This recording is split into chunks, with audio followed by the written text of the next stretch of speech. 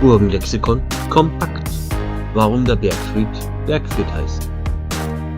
Der Bergfried ist das Wahrzeichen vieler Burgen und ein mächtiger Turm hoch über der Anlage. Doch warum heißt er eigentlich Bergfried?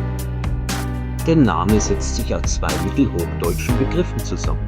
Berg mit C wie Berg oder Höhe und Friede mit V oder Friede ohne Je als Schutz oder Frieden bekannt. Wörtlich übersetzt bedeutet Bergfried also so viel wie Schutzturm auf dem Berg.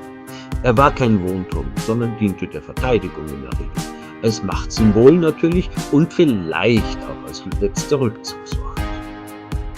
Manche Volksdeutungen sehen den Namen auch bildhaft.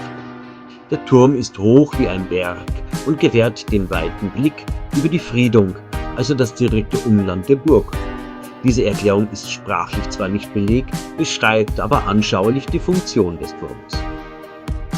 So oder so, der Bergfried ist der Inbegriff mittelalterlicher Wehrarchitektur und steht nicht nur für Frieden im modernen Sinn, sondern für Schutz und Wehrhaftigkeit. Bis zum nächsten Burgenlexikon kompakt.